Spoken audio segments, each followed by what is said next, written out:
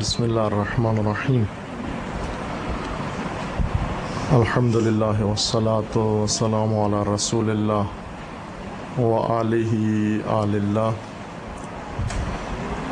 واللعنۃ الدائمۃ علی اعدائہم وأعداء اللہ من یوم عداوتہم الی یوم لقاء اللہ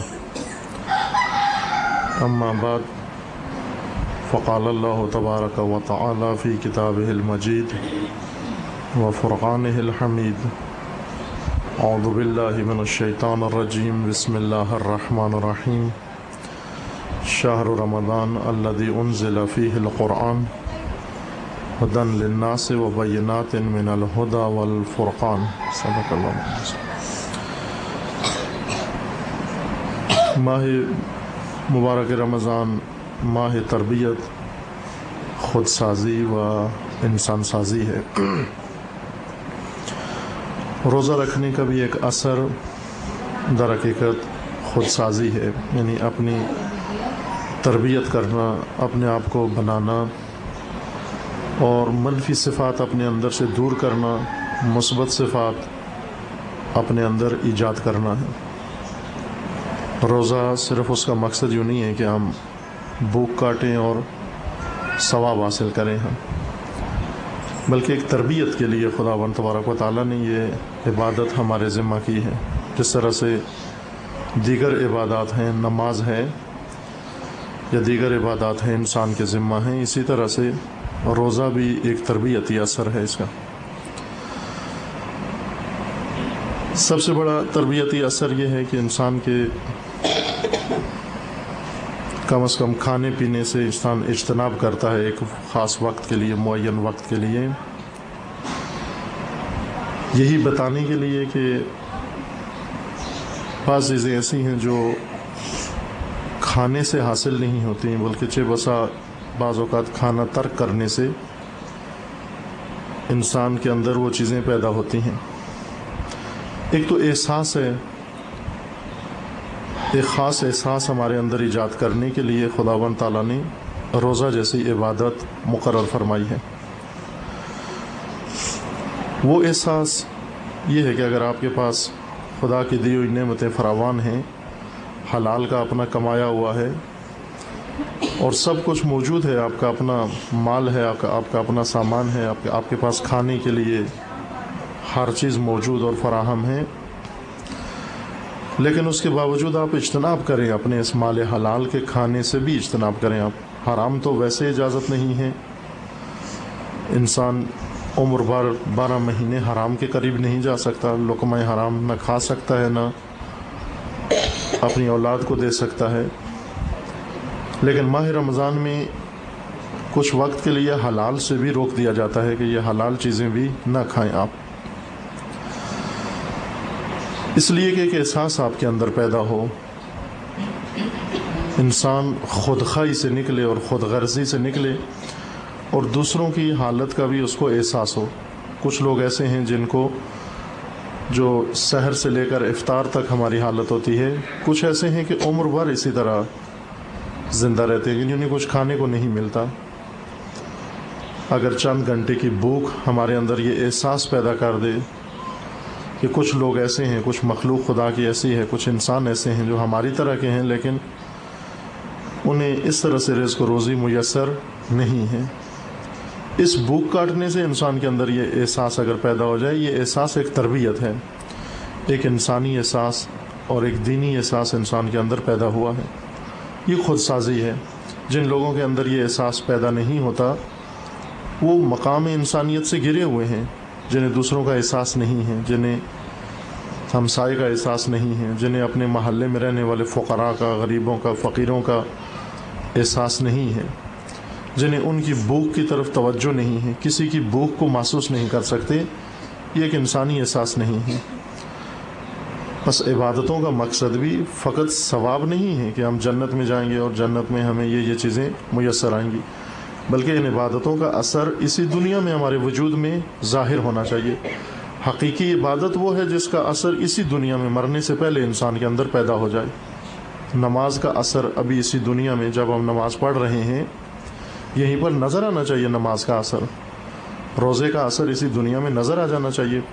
ماہ رمضان شروع ہونے سے پہلے ہماری اخلاقی حالت کیا تھی، روحی حالت کیا تھی، نفسیانی حالت کیا تھی، لیکن روزہ رکھنے کے بعد وہ سارے حالات ہمارے بدل جانے چاہیے۔ روزے کے بعد، رمضان کے بعد ایک اور انسان بن جائیں ہم، ایک پاکیزہ انسان بن جائیں ہم، ایک الہی اور دینی انسان بن جائیں ہم، خود غرضی سے نکل آئیں اور دوسروں کا احساس بھی ہمارے اندر پیدا ہو۔ تربیت کے لیے عرض ہوا تھا کہ بنیادی مرکز جہاں سے تربیت کا آغاز ہوتا ہے انسان کا، وہ خاندان ہے۔ پہلا مدرسہ جہاں پر انسان آنکھ کھولتا ہے جہاں، اور پھر وہاں سے آگے مزید اس کو سیکھنے کا موقع ملتا ہے اور پڑھنے کا موقع ملتا ہے، پھر بڑے سے بڑے ماحول میں منتقل ہوتا رہتا ہے آہستہ آہستہ، لیکن یہ پہلا ماحول اس کی ساری زندگی پر اثر انداز ہوتا ہے۔ اس لیے خاندان کو جس حد تک انسان منزہ رکھے، پاک رکھے، گناہوں سے پاک رکھے، غلط صفات اور غلط عادتوں سے پاک رکھے، اور بہت ساری اور آلودگیاں جو خاندانوں کے اندر موجود ہیں، اگر خاندان ان سے پاک ہو جائے، وہاں پر پاکیزہ لوگ پیدا ہو سکتے ہیں، وہاں پر اچھے صفات کے مالک لوگ پیدا ہو سکتے ہیں ان خاندان میں۔ یوں نہیں ہے کہ خاندان پاک رکھنے سے مراد گھر صاف رکھنا ہے، گھر کی نظافت ایک الگ ذمہ داری ہے، فریضہ ہے، گھر صاف ہونا چاہیے، ستھرا ہونا چاہیے، گندگی نہیں ہونی چاہیے اس میں، میل کچیل نہیں ہونی چاہیے، نجاست نہیں ہونی چاہیے اس میں، وہ نہیں ہے مراد، وہ تو بالآخر فریضہ ہے اور کم و بیش ہوتا ہے۔ اب شاید بعض گھروں میں وقت نہ ہوتا ہو یا لوگ اہمیت نہ سمجھتے ہوں، نظافت، صفائی رکھنا، گھر کی لباس کی صفائی رکھنا، یہ خود گھر کو اچھا ماحول فراہم کرنے میں ایک مؤثر چیز ہے۔ بعض اوقات بعضوں کو گلہ ہوتا ہے کہ مثلا مرد خانہ وہ گھر میں دلچسپی نہیں لیتا، آتا نہیں ہے گھر میں، رات باہر بسر کرتا ہے، یا دوستوں کے ساتھ رہتا ہے، یا زیادہ پارٹیوں میں رہتا ہے، دکانوں پہ رہتا ہے۔ اس کی وجہ یہ ہے کہ ایک بعض گھروں میں یہ دیکھا گیا ہے کہ گھر اس طرح ہے نہیں ہے کہ وہ آئے کیا کرے گھر میں آ کر، جب بھی گھر میں آتا ہے نہ گھر میں کوئی نظم ہے، نہ کوئی ڈسپلن ہے، نہ اس میں صفائی ہے، نہ نظافت ہے، کوئی چیز اپنی جگہ پر نہیں ہے۔ ظاہر ہے ایسے ماحول کو کوئی بھی پسند نہیں کرتا۔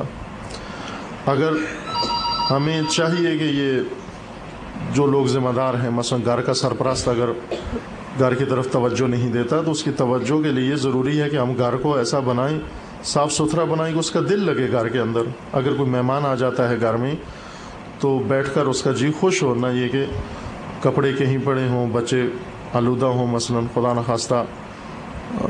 ایسا ماحول انسانی شان کے خلاف ہے۔ انسان وہ ہے جو پاک رہے، ہمیشہ صاف ستھرا رہے، اگرچہ اس کے پاس پرانے کپڑے ہوں لیکن دھلے ہوئے پہنے ہمیشہ۔ چند چیزیں جو مکروہ ہیں، زندگی کو نوست زندگی میں جن سے پیدا ہو جاتی ہے، یہ جو ناس اور سعد کے مسائل جنتریوں میں لکھے ہوئے ہیں، یہ ایسے توہمات ہیں، یہ غلط ہیں کہ فلاں دن ناس ہے، فلاں بلی ناس ہے، فلاں شے ناس ہے۔ نہ، نوست چند کاموں میں ہے۔ ان میں سے ایک چیز جو نوست خاندان میں آ جاتی ہے، گندگی سے آتی ہے۔ وہ لوگ جو اپنا جسم گندا رکھتے ہیں، اپنا لباس گندا رکھتے ہیں، اپنا خاندان گھر گندا رکھتے ہیں، صفائی نہیں کرتے، جھاڑو نہیں دیتے، دھوتے نہیں ہیں، یہ نحوست کا سبب بنتا ہے۔ اس سے بیماریاں بھی آتی ہیں، اس سے بری صفات بھی پیدا ہوتی ہیں، اس سے انسان کی روح پر بھی برا اثر پڑتا ہے، یعنی روح بھی انسان کی اس میں نشاط اور تازگی نہیں آتی۔ عبادتیں بھی وہاں پر انسان کو لطف نہیں دیتی، کھانا پینا بھی لطف نہیں دیتا وہاں پر۔ بے شک پرانے کپڑے ہوں لیکن دھلے ہوئے ہوں، صاف ہوں۔ پرانے ہونے اور صاف ہونے میں کوئی یوں نہیں ہے کہ نئے کپڑے ہوں تو صاف ہوں، پرانے ہوں تو صاف نہ ہوں۔ پھٹے ہوئے نہیں ہونے چاہیے، مثلا لباس ایک پھٹا ہوا نہیں ہونا چاہیے، اگر پھٹ جاتا ہے فوراً دھاگا لے کے، سوئی لے کے اس کو سی دیں آپ۔ سلا ہوا کپڑا پہننے میں، پیون لگا ہوا کپڑا پہننے میں آر نہیں ہے، پھٹا ہوا کپڑا نوست کا سبب بنتا ہے۔ یعنی ایسے مسائل انسان کے اندر آ جاتے ہیں، جو بیماریاں آ جاتی ہیں یا اور اخلاقی برائیاں انسان کے اندر پیدا ہو جاتی ہیں جو ہم محسوس بھی نہیں ہوتا ہمیں۔ نظافت، گھر کو صاف ستھرا رکھنا، یہ خوب سب کا فریضہ ہے۔ گھر کے جتنے بھی اعضاء ہیں سب کو چاہیے کہ گھر کو صاف ستھرا رکھیں، لیکن خاتون خانہ کی اصلی ذمہ داری ہے کہ وہ ذمہ دار ہے، سرپرست ہے، نہ یہ کہ ساری صفائی خود کرے، نہ کروائے بھی دوسروں سے، اولاد کو بھی صفائی کا طریقہ بتائے اور باقی اعضائے خانہ سب کو، مردوں کو، عورتوں کو، سب کو بتائے کہ گھر کی صفائی کا خیال رکھنا ہے۔ میں جو عرض کر رہا ہوں کہ خاندان گھر کے علاوہ ایک چیز ہے، خاندان اس انسانوں کے باہمی روابط کا نام ہے جو اس گھر میں رہتے ہیں۔ خاندان سے مراد گھر نہیں ہے، حویلی نہیں ہے۔ خاندان گھر کے اندر رہنے والے افراد سے مل کر ایک چیز جو پیدا ہوتی ہے اس کو خاندان کہتے ہیں۔ وہ افراد بھی خاندان نہیں ہیں۔ اگر ایک گھر میں فرض کریں کہ میاں بیوی رہتے ہیں لیکن روٹھے ہوئے ہیں، ایک دوسرے سے بات چیت نہیں کرتے، یہ گھر میں گھر بھی ہے، افراد بھی ہیں، لیکن خاندان نہیں رہتا، کوئی خاندان نہیں رہتا یہاں پر۔ خاندان اس وقت بنتا ہے جب یہ روابط حسنہ ان کے درمیان برقرار ہوں، یعنی خاندان ہمیں خود تشکیل دینا پڑتا ہے۔ لہذا ایک گھر میں اگر ایسے افراد ہیں جو ایک دوسرے کا احترام نہیں کرتے، ایک گھر میں ایسے افراد ہیں جو ایک دوسرے سے مشورہ نہیں کرتے، ایک گھر میں ایسے افراد رہتے ہیں جن کا ایک دوسرے سے کوئی رابطہ نہیں ہے، نفرت کرتے ہیں ایک دوسرے سے، یہ ایک حویلی ہے، چند کمرے ہیں اور چند افراد ہیں۔ جس طرح ہاسٹل میں چند لڑکے ہیں جو آپس میں رہتے ہیں، ایک بیڈ روم ہے ان کا، روم فیلو ہیں، لیکن خاندان نہیں بنا سکتے وہ، چونکہ خاندان ایک خاص طرح کے روابط کا نام ہے۔ گھر اور چیز ہے، خاندان اور چیز ہے۔ گھر سے مراد یعنی یہ کمرے اور حویلی اور چار دیواری۔ خاندان تربیت گاہ ہے۔ اب وہ خاندان ممکن ہے کسی خیمے میں ہو، وہ خاندان ممکن ہے کسی اور جگہ پر ہو، کسی چھوٹے سے گھر میں ہو، کسی پرانے گھر میں ہو، کسی کرائے کے گھر میں ہو، اپنے گھر میں ہو، کسی بڑے بنگلے میں ہو۔ خاندان کسی بھی جگہ ہو سکتا ہے۔ آپ دیکھیں کہ سب سے دنیا کا پاکیزہ ترین خاندان سب سے معمولی مکان میں رہتا تھا، سب سے معمولی مکان۔ کون سا تھا وہ سب سے پاکیزہ خاندان؟ قرآن مجید نے بھی بتایا ہے، سب سے پاکیزہ خاندان روئے زمین کا کون سا خاندان ہے؟ قرآن مجید میں ہے، اشارہ ہے اس خاندان کی طرف، اہل بیت علیہم السلام۔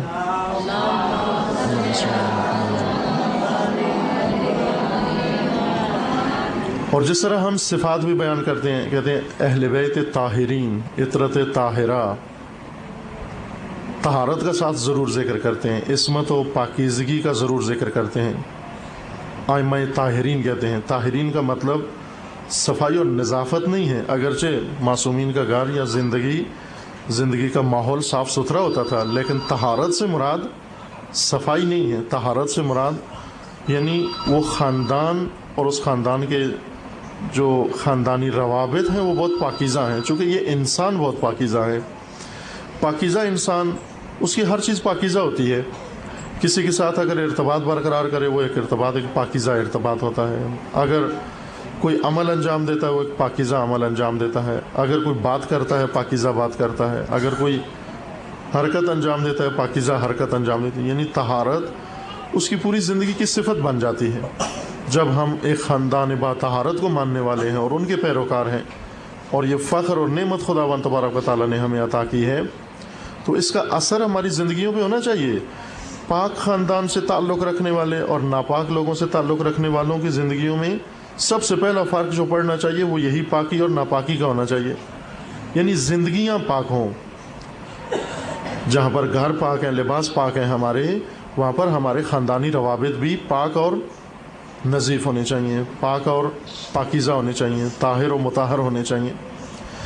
پس خاندان در حقیقت وہ روابط ہیں جو ہم افراد آپس میں برقرار کرتے ہیں ایک ماحول کے اندر۔ بس اوقات یہ روابط موجود ہوتے ہیں، خاندان بھی موجود ہوتا ہے، بعض اوقات افراد موجود ہیں لیکن خاندان موجود نہیں ہوتا۔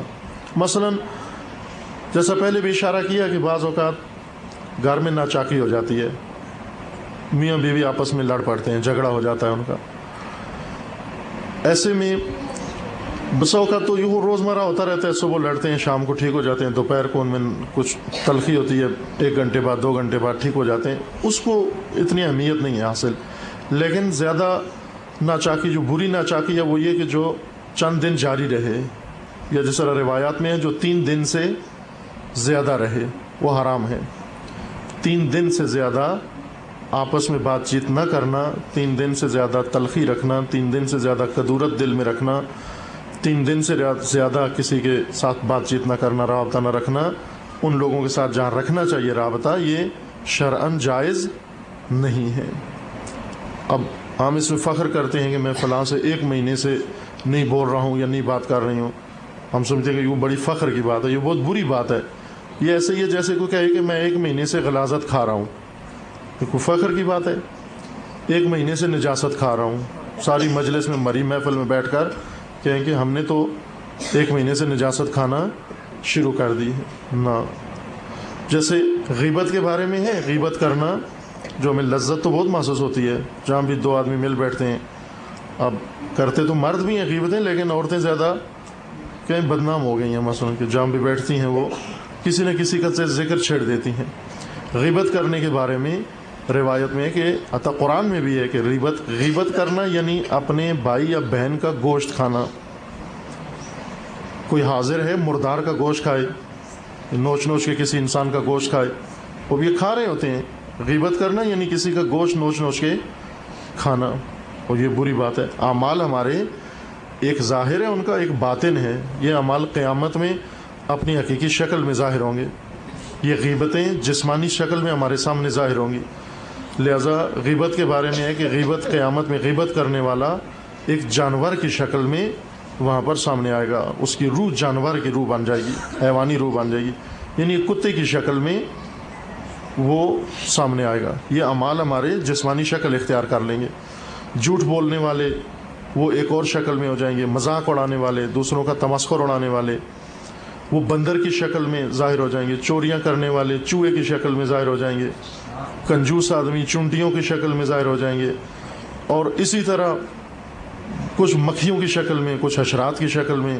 یہ سارے جتنی بھی حیوانی شکلیں ہیں یہ انسانی اعمال کو بتانے کے لیے ہیں، آئینے ہیں انسان کے لیے، کہ اگر آپ نے جو عمل کیا وہ عمل آپ کا اگر انسانی نہ ہوا تو ان حیوانات سے کسی سے ملتا جلتا ہوگا۔ لہٰذا قیامت میں یہ انسان ان حیوانوں کی شکل میں اٹھائے جائیں گے۔ قرآن میں بھی ہے، روایات میں بہت ساری اس بارے میں موجود ہیں۔ بس ہو سکتا ہے کہ بسا اوقات انسان ایک عمل کر رہا ہو اور وہ عمل باطن میں اتنا ناپاک ہوتا ہے، اس کے اوپر فخر کرنے کی ضرورت نہیں ہے کہ ہم اتنے دنوں سے بات چیت نہیں کر رہے ہیں، ہم نے بولنا ہی چھوڑ دیا ہے، نہ۔ وہ ناچاکیاں جو طولانی ہو جاتی ہیں، زیادہ مدت گزر جاتی ہے، وہ خاندان کو تباہ کر دیتی ہیں۔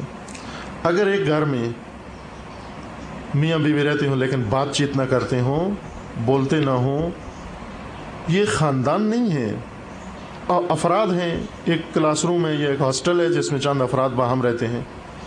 خاندان اس وقت بنتا ہے جب ان کے درمیان وہ روابط حسنہ موجود ہوں، یعنی کچھ روابط جیسے زن و شوہر کے روابط ہیں، کچھ ایسے ہیں جو ماں باپ کے ساتھ روابط ہیں، کچھ بہن بھائیوں کے روابط ہیں۔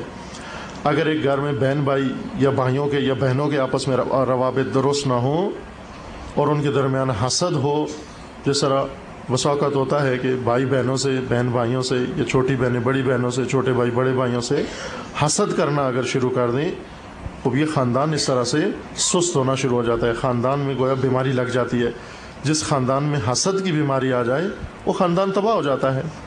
حسد ایک دیمک ہے، جس طرح ہمارے گھروں میں لکڑی کی چوکاٹ یا لکڑی کی کوئی چیز ایسی بنی ہوتی ہے جس کو دیمک لگ جاتی ہے، کھا جاتی ہے، اسی طرح حسد انسان کے اعمال کو اور انسان کی روح کو، روابط کو کھا جاتا ہے۔ اور خدا نخواستہ ایک خاندان ایسا ہو کہ جس میں حسد موجود ہو، یعنی یہ دیمک جس خاندان میں موجود ہے حسد کی، یہ خاندان اسی دیمک سے جل جائے گا۔ اس خاندان سے کو باہر سے کوئی نقصان پہنچانے کی ضرورت نہیں ہے۔ جس گھر میں خدا نخواستہ ان کے فرنیچر کو، ان کے دروازوں کھڑکیوں کو دیمک لگی ہوئی ہو، اس گھر کو باہر سے آ کے گرانے کی ضرورت نہیں ہے، آگ لگانے کی ضرورت نہیں ہے، وہ دیمک خود ہی کھا جائے گی اس گھر کو۔ لہٰذا حسد جن افراد میں یا خاندان میں داخل ہو جائے، اس خاندان کو باہر سے کوئی نہیں نقصان پہنچانے کی ضرورت، وہ خود ہی تباہ ہو جاتا ہے۔ بس یہ روابط اگر خراب ہو جائیں، یہ روابط اگر منقطع ہو جائیں، یا یہ روابط اگر متاثر ہو جائیں جو خاندان بناتے ہیں، اس سے خاندان متزلزل ہو جاتا ہے۔ اس خاندان کو حفظ رکھنا، ان روابط کو، اور اس کو پاکیزہ رکھنا۔ پاکیزہ رکھنے سے مراد اب جب کہ خاندان کا تصور آ گیا ذہن میں تھوڑا بہت کہ خاندان، گھر اور چیز ہے، خاندان اور چیز ہے، افراد بھی ایک الگ چیز ہے۔ ہمیں خاندان کو بچانا ہے، یعنی یہ روابط، یہ ماحول جو چاند افراد کے ملنے سے وہاں بنتا ہے، اس کو ہمیں بچانا ہے۔ یہ تربیت گاہ ہے، یہ مدرسہ ہے۔ حویلی بھی، مکان بھی، کمرے بھی ضروری ہیں، لیکن جو چیز خاندان کو تشکیل دیتی ہے وہ انسانی روابط ہیں۔ ان کو ہم نے پاک رکھنا ہے، صاف رکھنا ہے اور آلودگیوں سے بچانا ہے۔ آپ دیکھیں مدینے میں، چونکہ بعض لوگ کہتے ہیں ہم غریب ہیں، یہ غربت ایک ایسا بہانہ ہے کہ ہمارے پاس پیسے نہیں ہیں، چونکہ پیسے نہیں ہیں لہٰذا اخلاق بھی برا ہے، اعمال بھی بد ہو جائیں اور اٹھنا بیٹھنا بھی بد ہو جائے، صفائی بھی نہیں ہے، نظافت بھی نہیں ہے، ادب بھی نہیں ہے، کچھ ساری چیزیں ہاتھ سے دے بیٹھے ہیں، صرف فقر بہانہ بن جاتا ہے۔ اس لیے کہا گیا کہ الفقر و ان یکون قاد ان یکون کفرا، بسا اوقات فقر انسان کو، فقر، غربت و غریبی انسان کو کفر کی حد تک لے جاتی ہے۔ نہ فقیر ہونا دلیل نہ بنے کہ ہم گھٹیا انسان بھی معاذ اللہ بن جائیں۔ فقیر ہے ٹھیک ہے، پیسے نہیں ہیں، لیکن انسانی شرافت ہے، انسانی کرامت ہے، انسانی آداب ہیں، انسانی اقدار ہیں، خاندان ہے۔ کتنے فقیر گھرانے ہیں جو امیروں سے زیادہ خوشحال ہیں، پرسکون ہیں، امیروں کو نیند نہیں آتی، فقیر آرام سے رات کو سو جاتے ہیں بغیر کسی کھٹکے کے۔ امیر آدمیوں کو ہزار پریشانیاں ہیں، فقیر کو کسی قسم کی پریشانی نہیں ہے۔ کتنے ایسے خاندان آپ دیکھیں جہاں پر فقیر میاں بیوی ہیں لیکن ایک دوسرے سے محبت کرتے ہیں، ایک دوسرے کا احترام کرتے ہیں، اور امیر میاں بیوی ہیں لیکن ایک دوسرے پر اعتماد نہیں ہے، بیوی کو میاں پر نہیں ہے، میاں کو بیوی پر نہیں ہے۔ بس یوں نہیں ہے کہ پیسہ آئے گا تو خاندان کی سعادت بنتی ہے، اگر پیسہ نہ ہوا تو خاندان سعادت مند نہیں ہے۔ نہ پیسے کے بغیر بھی، میں نہیں کہتا کہ پیسہ نہیں ہونا چاہیے، ضرور کوشش کریں، محنت کریں، زحمت کریں، خاندان کے لیے ضروریات فراہم کریں، مال ہونا چاہیے، لیکن خاندان بچانا یا خاندان کی سعادت یا اس تربیت گاہ کو پیسے پر نہ موقوف قرار دے کہ پیسہ ہوگا تو تربیت کا ماحول بنے گا۔ بعض گھروں میں صفائی نہیں ہے، نظافت نہیں ہے، وہ جب کہا جائے کہ مثلا کیوں نہیں ہے صفائی، کہتے ہیں غریب آدمی ہے۔ وہ ٹھیک ہے غریب ہے لیکن ایک جھاڑو تو لگا سکتے ہیں آپ۔ کپڑے دھلے ہوئے نہیں ہیں، نجس کپڑے پہنے ہوئے ہیں، وہ کیوں نجاست ہے، کہتے ہیں فقیر آدمی ہے۔ وہ فقیر آدمی ہے، اب کپڑا تو پاک کر سکتے ہیں اپنا۔ بچہ گندا ہے، آلودہ ہے، کیوں یہ فقیر آدمی ہے، بچے کا منہ تو دھو سکتے ہیں آپ۔ فقر روکتا ہے بچے کا منہ دھونے سے، بچے کے مثلا بال ٹھیک کرنے سے، بچے کا کپڑے سنوارنے سے، اس کو باادب بنانے سے۔ مثلا کیوں بچہ آپ کا مثلا معاذ اللہ گالی دیتا ہے، کہ فقیر آدمی ہیں ہم، مگر فقیروں کے بچے گالیاں دیں، کیوں فقیر کا بچہ باادب نہیں ہے، کیوں فقیر آدمی کے گھر میں مثلا یہ چیزیں نہ ہو۔ لہٰذا امیری اور فقر نہیں ہے یہ چیزیں فرق کرتی۔ اہل بیت علیہ السلام کا خاندان آپ دیکھیں،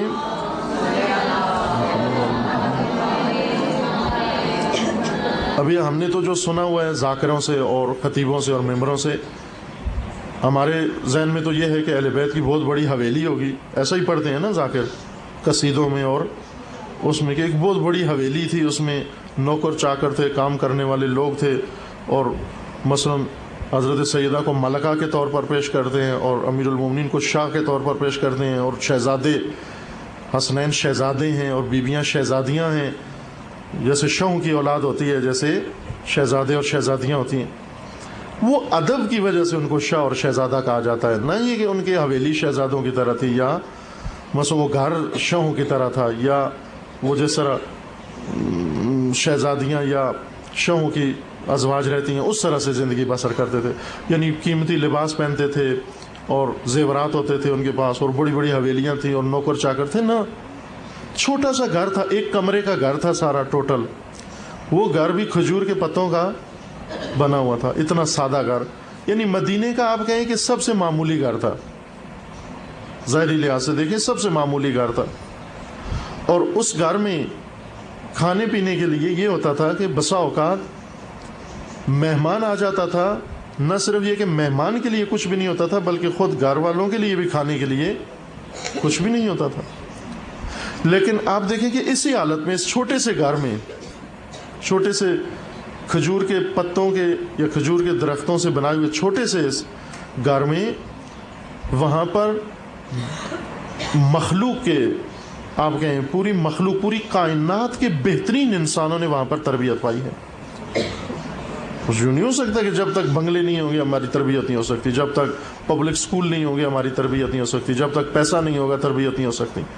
اتفاقاً ہم جس مذہب کو مانتے ہیں، جس مسلک کو مانتے ہیں، اور جو رہنما اور پیشوا ہم نے اختیار کیے ہیں انہوں نے زندگی اس طرح سے بسر کی ہے، یعنی بالکل معمولی زندگی بسر کی ہے. اگر چاہتے تو وہ خدا سے وہ بھی مانگ سکتے تھے، مال و دولت مانگ سکتے تھے اور ایسی ٹھاٹ باٹ کی زندگی بسر کر سکتے تھے، لیکن اس وقت امت کے لیے نمونہ نہ بنتے.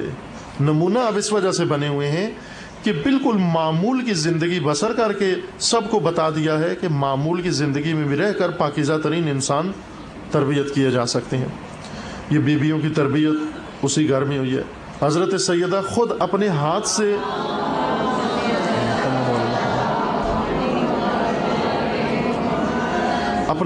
اپنے گھر کا سارا کام کرتی ہیں. حتیٰ حضرت نے رسول اکرم صلی اللہ علیہ وآلہ وسلم نے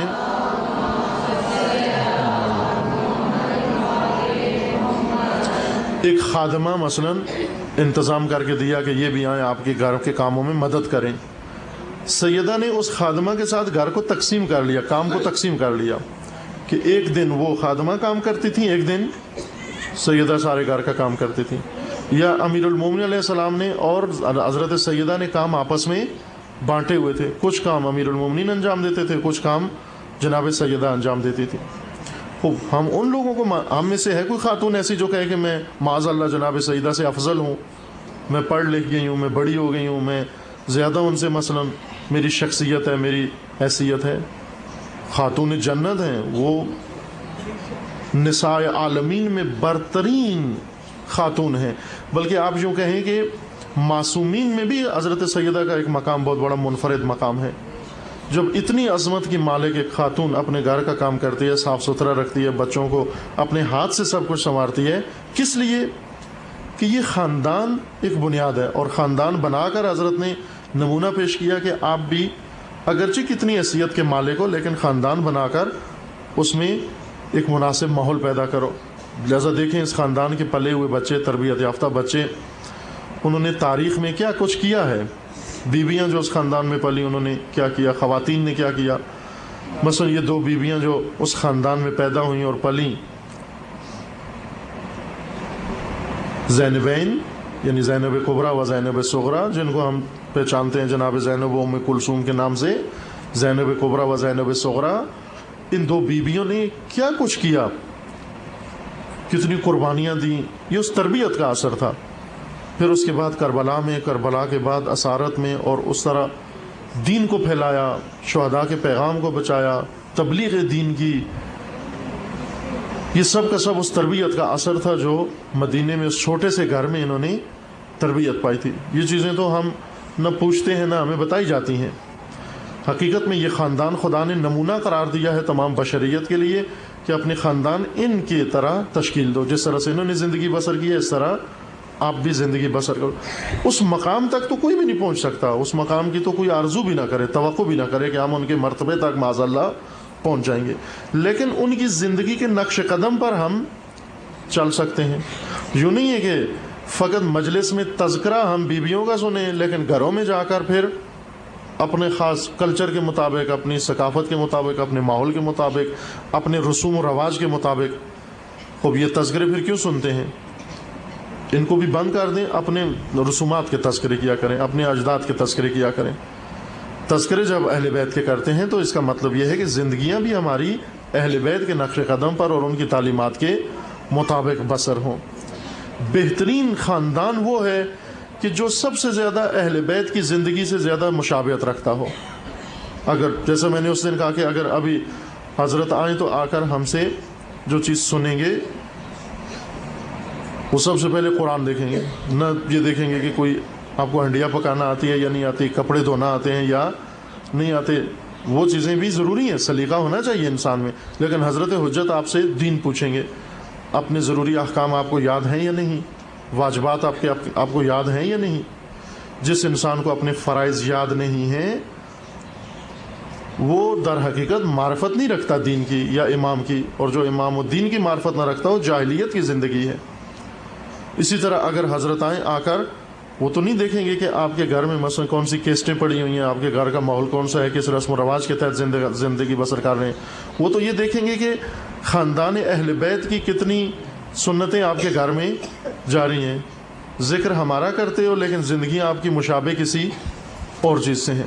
یوں تو نہیں کہ انڈین فلمیں دیکھ کر گھر اس طرح سے بنائیں اور اس گھر میں پھر سجے ہوئے گھر میں پھر ہم اہل بیت کے نام لیوا بھی رہتے ہوں. یہ تضاد ہو جائے گا اس صورت میں. زندگیاں بھی ہماری اہل بیت کے نقش قدم پر گزریں اور ان کی تعلیمات کے مطابق گزریں. بس آپ دیکھیں کہ بالکل معمولی سا گھر بنایا لیکن اس معمولی گھر میں غیر معمولی انسان پیدا ہوئے ہیں, غیر معمولی شخصیتیں پیدا ہوئی ہیں. بس یہ ہو سکتا ہے کہ اگر مال زیادہ نہ بھی ہو یا پیسہ زیادہ نہ بھی ہو لیکن تربیت عالی ہو سکتی ہے. تربیت کا کوئی ربط پیسے سے نہیں ہے. بھلے آج کل پاکستان میں تعلیم ہے, جو پیسہ ہو تو اعلیٰ تعلیم مل سکتی ہے یا اچھے اسکولوں میں جا سکتے ہیں, لیکن تربیت اور دین وہ تو پیسہ اس کے لیے نہیں ہے.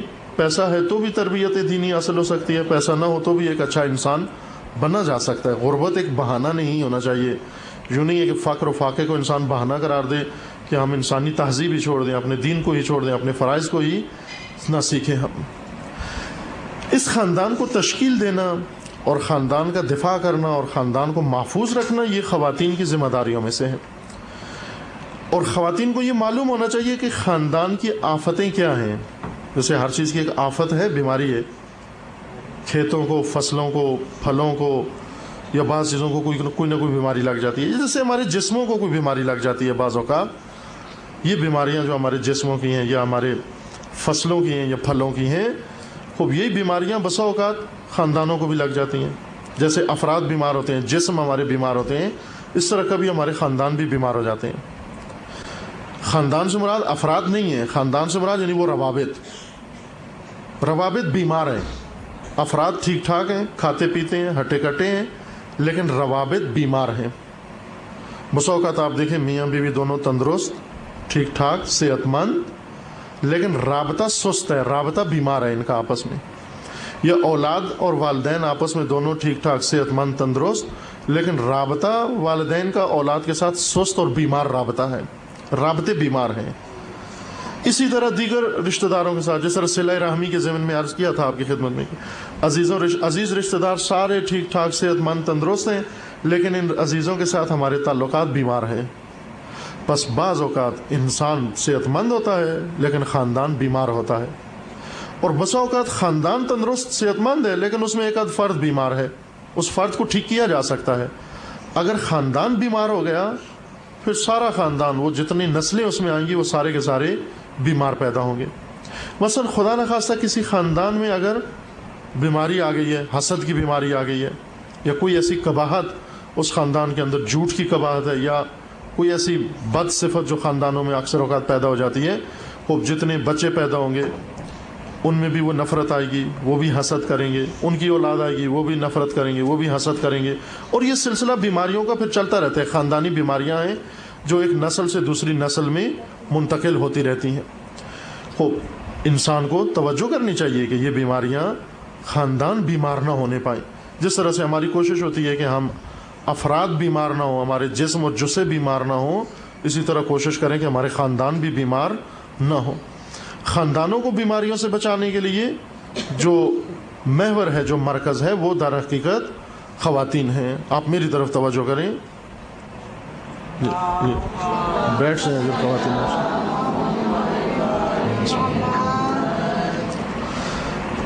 یہ بچانا آپ کا کام ہے.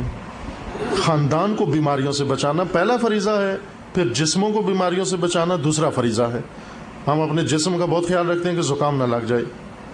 خوب, اگر مجھے زکام نہیں لگا ہوا لیکن خاندان کو زکام لگا ہوا ہے, روابط کو زکام لگا ہوا ہے, کیا کیا؟ کوئی ہنر نہیں دکھایا کہ میں نے اپنی ناک تو بچا لیا, اپنا جسم تو بچا لیا, لیکن خاندان کو زکام لگا ہوا ہے. زکام والا خاندان, جیسے ایک انسان کو زکام لگے, چھینکیں آتی ہیں, نزلہ گرتا ہے انسان کا, سر میں درد ہونے لگتا ہے. بسا اوقات خاندان کو زکام لگ جاتا ہے, خاندان کو چھینکیں آنا شروع ہو جاتی ہیں. وہ یہ بچانا چاہیے, خاندان کو بھی سردی گرمی سے بچانا چاہیے. خاندان کی سردی گرمی کیا ہے نا, یہ موسم. خاندان کی سردی گرمی یہ ہے کہ کبھی خاندان میں روابط سست نہ ہو, ٹھنڈے نہ پڑیں. اور یوں نہیں ہے کہ یہ روابط کبھی احساساتی ہو جائیں. گرمی بھی ایسی نہ ہو کہ وہ جلا دے روابط, خاندانی روابط کو. ایسے جذباتی روابط ہوں, ایسے احساساتی روابط ہوں, اور ایسا بھی نہ ہو کہ برف پڑ جائے روابط پر. اور ٹھنڈ پڑ جائے بالکل ٹھنڈک, اور اثر سرے سے ایک دوسرے کا خیال نہ رکھیں, ایک دوسرے کی حالت نہ پوچھیں, حال احوال نہ پوچھیں. یہ بچانا بھی ہمارا کام ہے, خاندان کے لیے اہتمام کرنا, ان چیزوں کا خیال رکھنا. یہاں میں آفات, جو خاندانوں کی آفتیں ہیں جن میں ہمارے خاندان, عرض کیا کہ کم و بیش تقریباً سبھی خاندان مبتلا ہیں. شاید ہی کوئی ایسا خاندان ہو جس میں ایسے مسائل نہ ہوں. حد اقل مجھے آج تک ایسا خاندان نہیں نظر آیا کہ جس میں چھوٹے بڑے یا اس قسم کے مسائل موجود نہ ہو. عرض کیا کہ ہمیں معلوم نہیں ہوتے. بعض اوقات ہم اپنا درد دل لے کے کسی کے پاس جاتے ہیں, اسے بتاتے ہیں کہ میرے یہ مسائل ہیں, اور اس کے ہم سے زیادہ ہوتے ہیں. اگر وہ ہمیں اپنے مسائل بتا دے, ہم اپنے مسائل بھول جائیں گے. کتنی جگہ مثلا گئے جا کر انہیں کہا کہ آغا یہاں مسائل ہیں کچھ, آپ مدد کریں ان لوگوں کی. وہ جب اپنا درد دل کھولتے ہیں تو انسان کا جی کرتا ہے ان کی مدد کریں, یہ تو ہم سے بھی زیادہ گئے گزرے ہیں. بس سب میں اندر یہ مسائل ہیں. یہ باتیں بھی اپنے اپنے خاندانوں میں غور کریں کہ آیا ان آفتوں میں سے کون سی آفت میں ہمارا خاندان مبتلا ہے, خدا نخواستہ. جو ہیں, جو نہیں ہے, خدا کا شکر کریں انشاءاللہ, کیوں خدا, اور دعا بھی کریں کہ اللہ تعالیٰ ان آفتوں سے ہر خاندان کو محفوظ رکھے انشاءاللہ. کئی چیزیں دیکھیں اس کو ہم خواہ میں غلط رنگ دے دیتے ہیں. یہ کسی نے ہمارے خاندان پہ جادو کر دیا ہے, کسی نے کوئی پڑھ کے پھونک دیا ہے, کسی نے کچھ عمل کروا دیا ہے, کسی نے کوئی فلاں کرا دیا ہے. یہ توہمات کی دنیا. خاندانی بیماریاں, آفتیں ہم خود شروع کرتے ہیں. مثلا فرض کر لیں کہ ایک آدمی سگریٹ پیتا ہے, ہوکا پیتا ہے, بعد میں اس کو کھانسی لگتی ہے, پھیپھڑے خراب ہو جاتے ہیں, اور جب پھیپھڑے خراب ہوں تو کہتا ہے یہ کسی نے جادو کر دیا میرے پھیپھڑوں پر. بھلے یہ آپ کے ہوکے نے جادو کر دیا ان پھیپھڑوں پر, یہ دھوئیں نے جادو کر دیا ہے. یہ کینسر در حقیقت اس کا جادو اس تمباکو کے اندر ہے. یعنی خود اپنے ساتھ آپ نے ظلم کیا ہے. نہیں ہے کہ ساری دنیا جادو لے کر کتابیں جادو کی اور جادوگر بیٹھے ہوئے ہیں اور وہ ہمارے خاندانوں کے عمل بند کر رہے ہیں اور کاروبار بند کر رہے ہیں اور روابط بند کر رہے ہیں اور فلاں کر رہے ہیں. ہوں گے شیطان, کچھ لوگ ہیں ایسے, میں نہیں کہتا کہ نہیں ہیں, لیکن اکثر مسائل خاندانی جادوگروں کے پیدا کردہ نہیں ہیں, خود افراد خانہ کے پیدا کردہ ہیں. یعنی وہ جادوگر جو خاندانوں کو خراب کرتے ہیں وہ خود افراد خانہ ہیں. مثلا فرض کر لیں کہ زوجہ ایسی حرکات انجام دیں کہ شوہر وہ بدزن ہو گیا, اس سے ایسی باتیں کی اس نے, جیسے کہا کہ تانے کی زبان ہے, ہمیشہ جب بھی شوہر آتا ہے تانا دیتی ہے اس کو. ابھی آئے ہو گھر میں, نہیں آنا تھا نا, ادھر ہی رہتے نا باہر میں, اپنی ماں کے پاس رہتے, اب کیوں آئے ہو گھر میں. اب جب 6 دفعہ ایسی بات کرو گے تو وہ آپ سے منہ موڑ لے گا. اس کو احترام چاہیے, اس کو عزت چاہیے. جب آپ چند دفعہ اس کو تانا دو گی, خواہ نخواہ وہ آپ سے دوری اختیار کرے گا. آپ کہتی ہے میرے شوہر پر کسی نے جادو کر دیا ہے. وہ جادوگرنی یہ خود ہے. یہ جادو جو تانا دیا تھا اس کو, یہ وہ جادو ہے جو اثر دکھا رہا ہے اپنا. اگر برفرض وہ نہیں دلچسپی لیتا گھر میں, تو آپ کو ایک ایسی زبان اختیار کرو کہ وہ دلچسپی لینا شروع کر دے. نہیں ہے کہ جو تھوڑی بہت دلچسپی ہے وہ بھی اس کی ختم ہو جائے. اگر ایک دن جاتا ہے اپنے بہن بھائیوں سے مل کر آتا ہے, پھر آ کر اس کے کوٹ بھی چیک کرتی ہے, اس کی شلوار بھی چیک کرتی ہے, اس کا مثلا جیب بھی چیک کرتی ہے کہ کہیں کسی نے کچھ رکھ نہ دیا, وہ فلاں نہ کر دیا, نہ شک نہ کریں. آپ جب بھی اپنے بہن بھائیوں سے مل کر آئے, آپ کہیں الحمدللہ بہت اچھا کیا آپ نے, صلہ رحمی کی, اپنا فریضہ ادا کیا ہے, آپ کے گھر والے ٹھیک ہیں, جائیں ان سے ملے, میرا بھی ان کو سلام کہیں. اب یہ زبان استعمال کرو تاکہ وہ بھی خوش ہو جائے, حسن اعتماد بحال ہو جائے, یہ جادو بھی شروع نہ ہو. یعنی اکثر مسائل جو آپس میں بدبینیاں ہوتی ہیں, بدگمانیاں ہوتی ہیں, جی شوہر مجھے دلچسپی سے نہیں دیکھتے, یا بسا اوقات بیوی ہے ایسے عمل کر رہی ہے یا فلاں کر رہا ہے. میں نے کہا کہ شیطان لوگ ہیں, کچھ کی کوشش ہی ہوتی ہے کہ خاندانوں میں تفرقہ ڈالتے رہیں, وہ شیطانی کام کرتے رہتے ہیں. لیکن اتنا نہیں ہے کہ ہر خاندان کے مسائل جادوگروں کے ہاتھ میں ہوں. اکثر مسائل خاندانوں کے خود ہمارے اپنے پیدا کردہ ہیں, یعنی خود یا زوجہ کے پیدا کردہ ہیں یا دونوں نے مل کر پیدا کیے ہیں. ہمیں ان آفتوں سے خاندان کو بچانا ہے, جو ہماری اپنی آفتیں ہیں جو ہم ڈال دیتے ہیں خاندان کے اندر. فرض کریں اگر کھانا پکا رہی ہے خاتون خانہ, پیاز جل گیا, ہوتا ہے بسا اوقات, کھانا پکاتے ہوئے ہنڈیا جل گئی. اب پکا کے اس کو جلا ہوا کھانا جب رکھے, وہ کہے کہ یہ کسی نے جادو کر دیا ہے کہ میرا پیاز جل جاتا ہے. اب یہ جادو یہ ہے کہ آپ پیاز رکھ کر آپ ٹی وی کے سامنے بیٹھ جاتی ہو, یہ ٹی وی کا جادو ہے جو پیاز جلا دیتا ہے.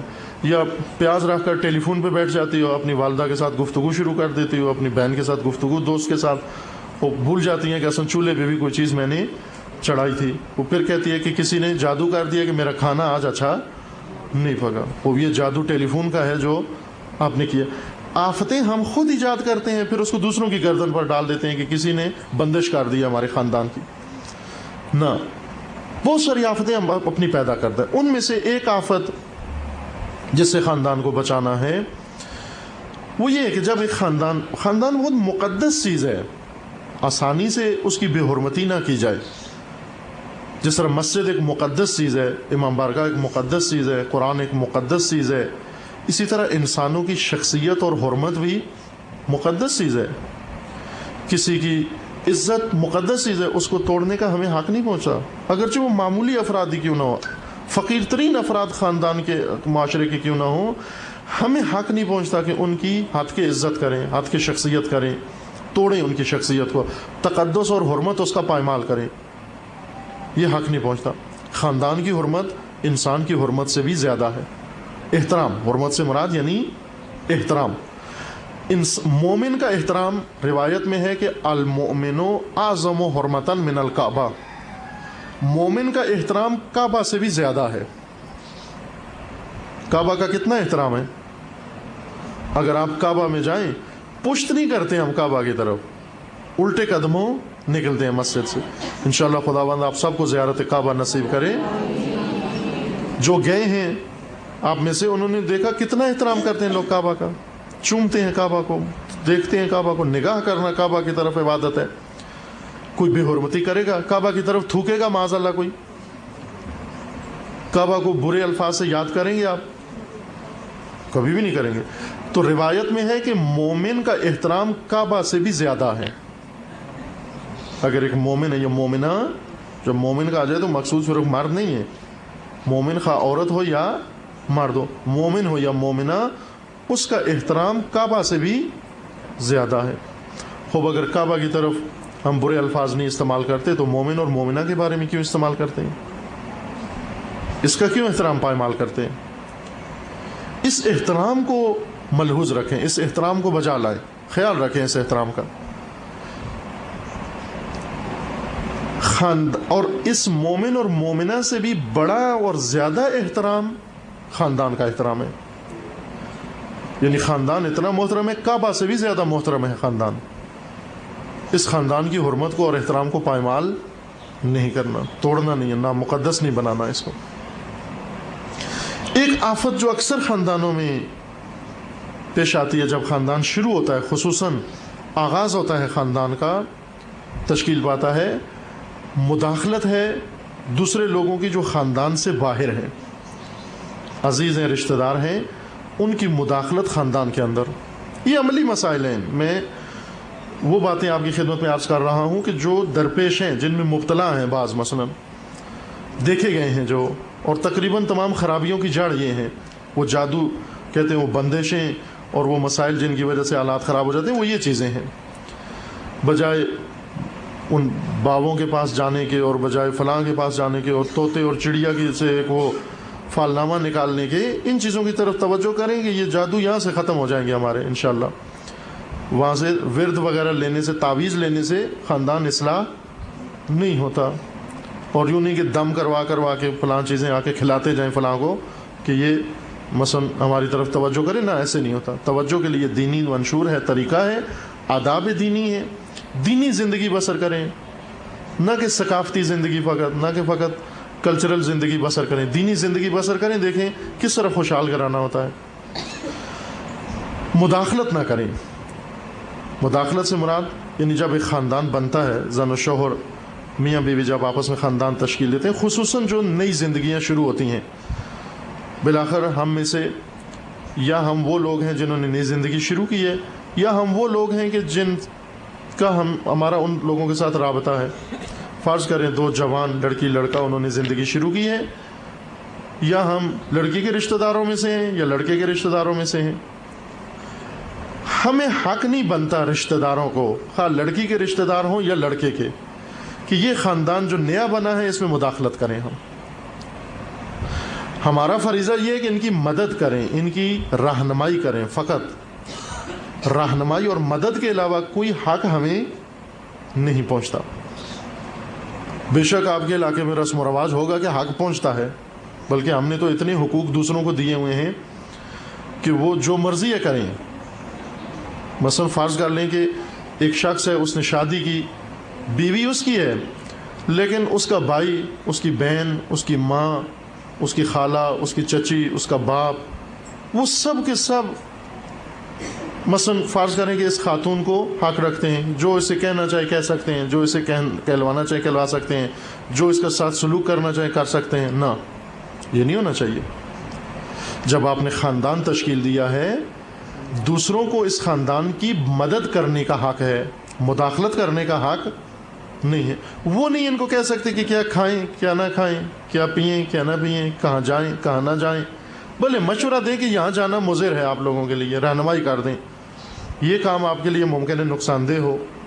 مدد کریں, کسی مشکل میں پڑ گئے ہیں, مالی مدد کر سکیں, اخلاقی مدد کریں ان کی, اور علمی مدد کریں, ان کی رہنمائی کریں, کوئی نہ کوئی مدد ان کی جو کر سکتے ہیں وہ کریں آپ.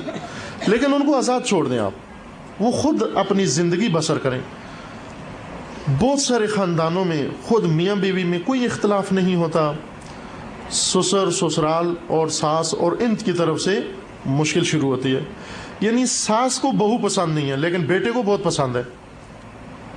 یہاں پر ساس اگر مداخلت کرتی ہے بہو کے کام میں یا بیٹے اور بہو کے رابطے میں, حرام کام کرتی ہے, حق نہیں پہنچتا شرعاً اس کو.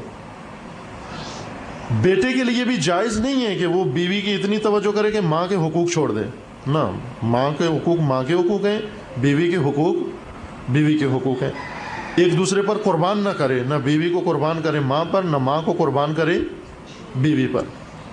ہم اس بچے کو بہت اچھا سمجھتے ہیں کہ جو بیوی کو طلاق دے دیتا ہے ماں کی خاطر, یہ بدترین انسان ہے. جس طرح سے ایک شخص بیوی کی خاطر ماں چھوڑ دے, یہ بدترین انسان ہے. اسی طرح جو ماں کی خاطر بیوی چھوڑ دے وہ بھی بدترین انسان ہے. یوں نہیں کہ ہم بہت پسند کریں, نہیں ماشاءاللہ بڑا غیرتی بچہ ہے, بڑا مثلا اپنے والدین کا مطیع بچہ ہے کہ اس نے بیوی کو چھوڑ دیا فقط ماں کی خاطر. غلط کام کیا اس نے یہ کیا. مگر کسی خاتون کی حرمت عزت اتنی آسان ہے کہ اپنی ماں کے اگر اپنی ماں کا اتنا خیال تھا, شادی کیوں کی آپ نے, وہ ماں کے پاس رہتے ہمیشہ. ایک انسان کو اپنے گھر سے نکال کے اپنے گھر میں لائے, اس کو ذمہ داری اپنے ذمہ لی, اب اس کو نبھاؤ بھی. پھر اگر خاندان میں مشکلات پیدا ہوتی ہیں, خوب آپ کا فریضہ ہے کہ ان مشکلات کو حل کرو. نہیں ہے کہ ایک انسان کی زندگی تباہ کر دو صرف اس لیے کہ میری ماں راضی ہو جائے مجھ سے. اور ماں بھی کیوں راضی نہیں ہو رہی, اس لیے کہ مثلا بہو نے ان کو ہوکا بنا کر نہیں دیا, یا فلاں کام نہیں کر کے دیا انہوں نے, یا جس طرح سے ساس کہتی ہے اس طرح سے وہ عمل نہیں کرتی. یہ حق نہیں پہنچتا. اپنی دینی اور شرعی حدود کو پہچانے ہم. کتنا حق پہنچتا ہے مجھے, مثلا فرض کر لیں میری بہو ہے, مجھے کتنا شرعاً حق ہے کہ میں اس کے ساتھ بات چیت کروں, کتنا اس کی زندگی میں مداخلت کر سکتا ہوں. یہ مجھے معلوم ہونا چاہیے. بہو کو بھی معلوم ہونا چاہیے کہ شرعاً کتنا حق پہنچتا ہے اس کو کہ وہ مداخلت کر سکے بیٹے اور ماں کے معاملات میں. جیسے کل عرض کیا تھا کہ وہ خاتون جو بہو بن کر آئے اور ماں بیٹے کے تعلقات خراب کر دے, یہ ایک جہنمی خاتون ہے. یہ جو مرضی ہے کہ نمازیں پڑھتی رہے, سب کچھ کرتی رہے. جس خاتون نے ماں باپ بیٹا اور ماں چھوڑا دیے یا بیٹا اور باپ چھوڑا دیے, یہ خاتون توقع نہ کرے کہ بہشت میں چلی جائے گی جب تک توبہ نہ کرے. اور توبہ کا طریقہ یہ ہے کہ واپس اس بیٹے کو ماں سے ملائے, یہ روابط دوبارہ بنائے اگر اس نے توڑے ہیں تو, اگر اس کی وجہ سے ٹوٹے ہیں تو. ورنہ اگر بیٹا خود ذمہ دار ہے تو بیٹا توبہ کرے. اسی طرح ساس کو حق نہیں پہنچتا کہ وہ ان کی زندگی میں مداخلت کرے آ کر. خوب اگر ایک چیز ساس کو پسند نہیں ہے, نہیں ہے کہ ہماری جس طرح ہمارا جی چاہتا ہے اس طرح سے ہمارے بچے مثلا اس طرح سے کھائیں, اس طرح سے پئیں, اس طرح سے بولیں. خصوصاً یہ نئی دنیا ہے, نئی نسل ہے, ہم نے ایک طرح سے زندگی بسر کر لی, اب ان کو موقع دیں زندگی بسر کرنے کا. عموماً یہ ہوتا ہے کہ یہ بزرگ خواتین اور مرد جو ابھی مثلا سسر ہیں یا ساس ہیں, اور خدا نے یہ ان کو دی ہوئی توفیق, ان کی اولاد ہے اور اولاد نے مثلا آگے خاندان اپنا بنا لیا ہے, ان کے ساتھ خوب کچھ زیادتیاں ہوئی ہیں. چونکہ ہمارا معاشرہ ایسے ہے, کلچر ہے ہمارا ایسے کہ ساس کو بہو پر حکومت کرنا ہوتی ہے, اس کو خواہ مخواہ میں کچھ نہ کچھ دکھانا ہوتا ہے کہ میں کیا ہوں, تاکہ یہ بہو مجھ سے ڈرتی رہے. اس طرح سے ان کے روابط آپس میں خراب ہوتے ہیں. بالآخر یہ بہو اس خاندان میں رہ کر اپنی ساس کی طرف سے یا اپنی، اب وہ کیا ہوتے ہیں رشتے، بہن جو شوہر کی بہن ہوتی ہے اس کو کیا کہیں گے آپ یہاں، نند جو ہوتی ہے، اس کے تانے، اس کی مثلاً باتیں اور چیزیں سن سن کے اس کے اندر ایک جذبہ پیدا ہو چکا ہوتا ہے. ظاہر ہے ان سے تو انتقام نہیں لے سکتی، نہ اپنی نند سے نہ اپنی ساس سے. یہ جذبہ اس کے اندر بیٹھا رہتا ہے. اس وقت تک انتظار ہوتی ہے کہ میرا بیٹا ہوگا، پھر میری بہو آئے گی، تو یہ جتنا انتقامی آتش ہے میں اپنی بہو پر دل ٹھنڈا کروں گی. اور اس کو کہتی بھی ہے کہ تم آئیو آج مثلاً یہ حرکتیں کرتے، ہم جب آئی تھی تو ہماری ساس ایسے ایسے کرواتی تھی ہم سے، تم کیوں نہیں کرو گے، یہ کام تمہیں کرنے پڑیں گے چونکہ ہم نے بھی اپنی ساس کے لیے کیے. اب آپ سے اگر کروائیں گے تو غلط کروایا انہوں نے. اس کا مطلب یہ نہیں ہے کہ اب آپ بھی اپنا انتقام اس سے لیں. جس طرح سے یہ ٹیچر ہیں بعض گورنمنٹ اسکولوں میں، خوب ایک زمانے میں تھا جب مثلا ہم پڑھتے تھے بچپن میں، تو یہ استاد پرائمری ٹیچر مثلا ان کو مارنے کا بہت شوق ہوتا ہے بچوں کو، چھوٹے چھوٹے معصوم بچوں کو استاد بہت ظالمانہ طور پر بعض مارتے تھے. کیوں مارتے تھے؟ اس کے پیچھے نفسیاتی عنصر تھا. وہ یہ تھا کہ ان استادوں نے، چونکہ ذرا پرائمری ٹیچر عموماً وہ لوگ ہوتے ہیں جو زیادہ پڑھ نہیں سکتے، آگے نہیں جاتے، میٹرک کر کے پھر پی ٹی سی کر کے مثلا آ کے ٹیچر لگ جاتے ہیں، یا ریٹائرمنٹ کے بعد فوج سے یا پولیس سے ٹیچر بن جاتے تھے. ناکام، یعنی ایک قسم کا تعلیمی اپنا مستقبل ان کا آگے نہیں بڑھتا تھا. اسکول میں بھی شاید اچھے تعلیم حاصل نہ کرتے ہوں گے.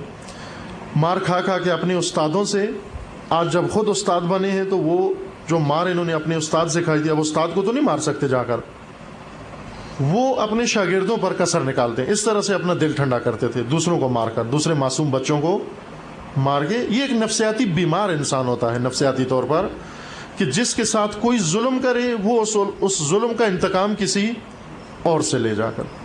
یعنی ایک ساس نے اپنی بہو پر ظلم کیا، یہ بہو بھی چند سال بعد خود ساس بن گئی، تو وہ جذبہ انتقام جو اپنی ساس کی نسبت پیدا ہوا ہے وہ اب اپنی بہو پر آ کر خالی کرتی. یہ ایک تسلسل پھر خاندانوں میں شروع ہو جاتا ہے کہ میں اپنی ساس سے پٹی ہوں، تم میرے ہاتھ سے کیوں نہ پٹو.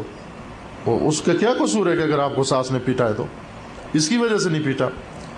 لہٰذا سرے سے مداخلت کرنا خاندان کے اندر جائز نہیں ہے. مدد کرنا، رہنمائی کرنا ضروری بھی ہے، جائز بھی ہے، کرنی چاہیے دونوں خاندانوں کو. لڑکے کے خاندان بھی نصرت کریں، مدد کریں، ان کی رہنمائی کریں، لڑکی کا خاندان بھی مدد کرے، رہنمائی کرے، لیکن رہنمائی سے زیادہ آگے ان کے کاموں میں مداخلت نہ کریں. اگر دیکھ رہے ہیں کہ غلط کرتے ہیں، بگاڑ ہے ان کے میں، آپس میں ایک دوسرے کا احترام نہیں کرتے، سمجھائیں ان کو. لیکن جب آپس میں درست ہیں، کتنی ایسی طلاقیں یا کتنے ایسے خاندان ہیں جہاں پر میاں بیوی سے پوچھا وہ کہتے ہیں ہم چاہتے ہیں ایک دوسرے کو، لیکن خاندان والے میرے ماں باپ نہیں چاہتے اس کو. لڑکا کہتا ہے میرے ماں باپ نہیں چاہتے اس کو، لیکن میں چاہتا ہوں اس کو. عورت گھر میں اپنے میکے جا کر روٹ کے بیٹھی ہوئی ہے. یہ حرام کام ہے. نہ لڑکے کے والدین کو حق بنتا ہے کہ اگر ان کا لڑکا اس بیوی کو چاہتا ہے، اپنی زوجہ کو، حق نہیں بنتا ان کو کہ اپنی خواہشات کے لیے، اپنی ناک کے لیے بچے کا خاندان تباہ کریں. اسی طرح لڑکی کے خاندان، اگر لڑکی چاہتی ہے اپنے شوہر کو اور لڑکی کی ماں نہیں چاہتی اپنے داماد کو، وہ لڑکی کی ماں نہ ملے داماد سے، لیکن اس کو حق نہیں بنتا کہ اپنی لڑکی کو اٹھا کے گھر بٹھا لے یا اپنی لڑکی کو پڑھائے. ایک اور مداخلت یہ ہوتی ہے کہ لڑکیاں جب آتی ہیں خمے کے آ کر ملتی ہیں، ان کو پڑھانا یہ واجبات میں سے سمجھتے ہیں ہم. پڑھانا بھی اس طرح کہ مثلا کام نہیں کرنا، گھر میں کام چوری کا درس دینا، نہ اس طرح کی تلقین کرنا اپنی اولاد کو درست نہیں ہے. یہ نہ کہو کہ خوب آپ تو اس گھر میں تھکتی ہو، آپ کی نند کیوں کام نہیں کرتی، آپ کی فلاں کیوں کام نہیں کرتی، سارے آپ سے کپڑے دھلواتی ہیں، آپ سے استری کرواتی ہیں، وہ بھی تو ہیں، ان کو کرنا چاہیے.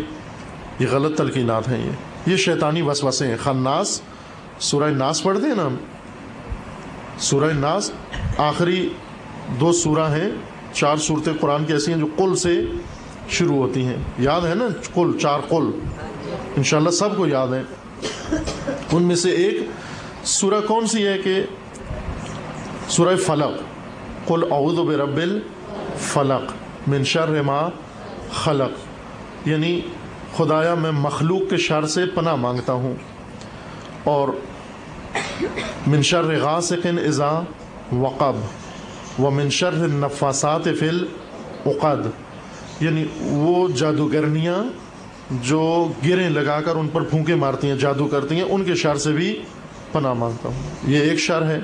سورہ ناس میں جا کر ایک اور مخلوق کے شر سے، قل اعوذ برب الناس مالک الناس الہ الناس من شر الوسواس الخناس، یعنی خناس کے شر سے پناہ مانگتا ہوں. خناس کون ہوتا ہے؟ الذی یوسوس فی صدور الناس، جو لوگوں کے دلوں میں وسوسہ ڈالتا ہے.